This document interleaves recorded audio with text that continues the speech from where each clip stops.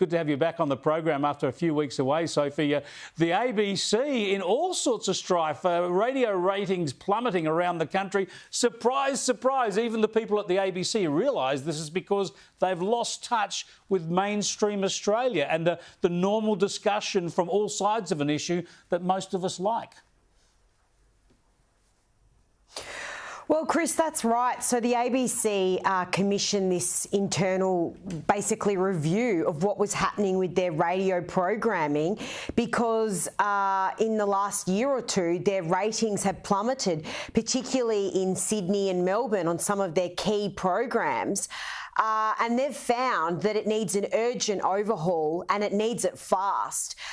There's too many middle managers, it also found. Yep. And Chris, I would argue they've lost touch with their listeners. I mean, Virginia Trioli's show alone lost half her listenership between the middle of 2021 and 2022.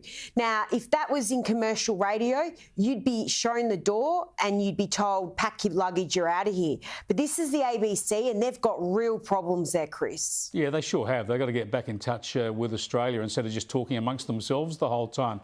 Now, also, there's been a reissue of an edict over The Voice. The ABC worried about their editorial guidelines and whether people are actually campaigning for The Voice rather than reporting on it in the national broadcaster. Well, that's right, Chris. Months ago, I wrote that they actually put these internal guidelines out to staff, telling them to remain impartial. I mean, hello, the public broadcaster's staff need to be told to be impartial. Well, now they've revised these guidelines, reminding staff, editorial staff, of what they must adhere to be impartial and neutral when they're covering The Voice. Now, this is very timely, Chris, because it comes after their political reporter, Dana Morse, went on Insiders and said that there was genocide within the Indigenous population, and this resulted in a huge fallout, a lot of backlash, no evidence to cite this, and no repercussions for her making these statements. So the ABC, I believe, is in full campaign mode for the yes vote, Chris. You only have to look across their programming. It never swings in favour of the no voice, Chris. No. It always swings in favour of yes to a voice. Yeah, it's just pathetic. They're just so dishonest about this. Just be upfront. We can see what you're arguing. Be upfront about it, but instead they pretend that they're being objective. Now, they've also gone with this new digital first strategy, and Justin Stevens, the editorial director at the ABC, has had to reassure the staff. Here's some of what he said on radio a little while ago.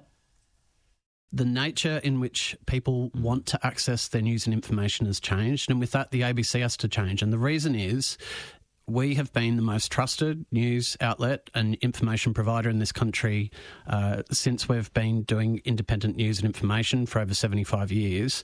And for us to remain the most trusted media outlet into the future, we need to meet the audience where they are. Yeah, very briefly, Sophie, he's now sent a letter out to all staff, basically trying to reassure the staff that there's still a role for good journalism.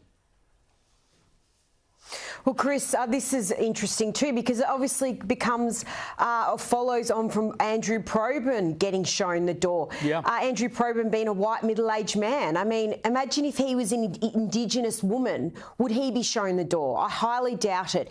Again, this is the ABC, problems everywhere. Nothing's changed, Chris, and there'll be more of this as the months come into the Voice vote. And we'll be talking to you about it every Monday. Sophie, thanks so much for joining us. Appreciate it. Sophie Ellsworth, you can read her stuff in The Australian.